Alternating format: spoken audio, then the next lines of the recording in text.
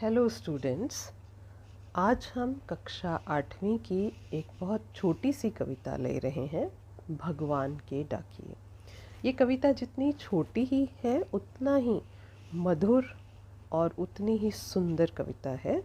इसके कवि हैं रामधारी सिंह दिनकर। आइए देखते हैं कवि क्या कहना चाहते हैं अपनी इस कविता में। पक्षी और बादल ये भगवान के डाकिए हैं जो एक महादेश से दूसरे महादेश को जाते हैं।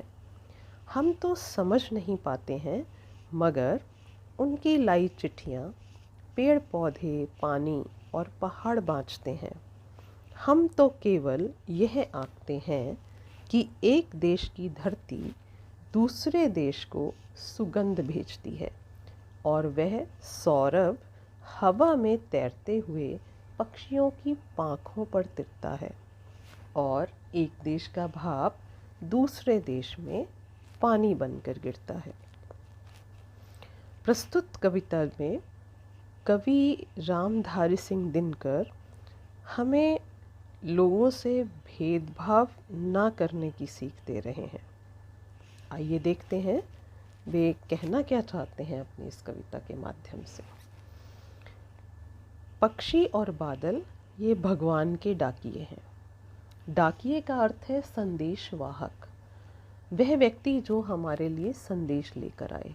कभी डाकिया होता था जो घर घर चिट्ठियाँ बांटता था, और यहाँ कवि बताते हैं कि पक्षी और बादल ये दोनों ही भगवान के संदेश वाहक हैं, भगवान के द्वारा भेजे गए डाकिए हैं। अब ये डाकिए क्या करते हैं, ये पक्षी क्या करते हैं? जो एक महादेश से दूसरे महादेश को जाते हैं। ये पक्षी और बादल बिना किसी सीमा में बंधे हुए, बिना किसी सीमा की परवाह किए हुए, एक देश की सीमा को लांघकर दूसरे देश की सीमा में बिना किसी भेदभाव के या बिना किसी डर के प्रवेश कर जाते हैं। आगे कवि कहते हैं, हम तो समझ नहीं पाते, मगर उनकी लाई चिट्ठियाँ पेड़ पौधे, पानी और पहाड़ बाँचते हैं। वे कहते हैं कि हम इन पक्षी और बादल, इन दोनों के द्वारा लाई गई जो चिट्ठियाँ हैं, जो संदेश हैं, वो हम पढ़ नहीं पाते, वो हम समझ नहीं पाते। लेकिन कौन समझता है? प्रकृति के तत्व, प्रकृति के जितने विभाग हैं, वो सब इनके द्वारा लाई हुई चिट्ठियों को, संदेशों को बखूबी जान जाते हैं, समझ जाते हैं। पेड़ पौधे, पानी और पहाड़। पेड़ पौधे, पानी, पानी यहाँ कहने से अर्थ उनका नदियों, झरनों, तालाबों से है। तो ये सभी तत्व, पेड़ पौधे, पानी और पहाड़, ये पक्षियों और बादलों के द्वारा लाई गई चिट्ठियों को, संदेशों को बहुत अच्छे तरीके से समझ जाते हैं। पक्षी इन सभी पर निर्भय होकर उड़ते हैं, बैठते हैं, बादल बरसते हैं। पक्षियों और बादलों से ये नवजीवन पाते हैं।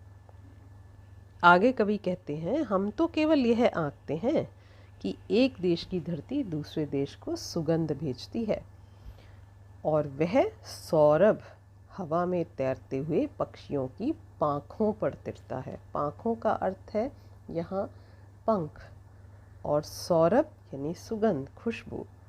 पक्षी और बादल निर्बाध गति से एक देश से दूसरे देश में आते जाते हैं। उनके इस आवागमन से हम दूसरे देशों की गंध, सुगंध का परीक्षण करते हैं, उसे पहचान पाते हैं, जान पाते हैं। हवा में तैरते पक्षियों के साथ साथ दूसरे देशों की सुगंध भी हम तक पहुंचती है, दूसरे देशों के पक्षी हम तक पहुंचते हैं। ये पक्षी और बादल मौसम परिवर्तन का, ऋतु परिवर्तन का संदेश लाते हैं।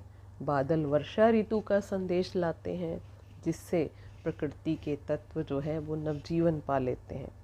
तो इस तरह ये बिना किसी भय के, बिना किसी सीमा की चिंता किए हुए एक देश से दूसरे देश में उड़ते हैं और एक देश का भाप दूसरे देश में पानी बनकर गिरता है। अब इसी तरह एक देश का जो पानी है, जल है, वो सूर्य की किरणों से भाप बनकर बादलों का रूप लेता है और फिर किसी दूसरे देश में जाकर बरसता है। कभी बादल ने ये भेदभाव नहीं किया कि मैं इस देश से आया हूँ तो मैं इस दूसरे देश में जाकर क्यों बरसूं। तात्पर्य ये है कि ये प्राकृतिक वस्तुएं हमें मिलजुल कर रहने का संदेश देती हैं।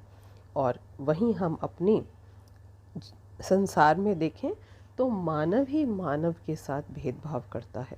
कभी जाति के आधार पर, कभी धन के आधार पर भेदभाव किया जाता है, कभी धर्म के आधार पर भेदभाव किया जाता है। तो यहाँ हमें रामधारी सिंह दिनकर इस छोटी सी कविता के माध्यम से एक बहुत बड़ा संदेश दे जाते हैं।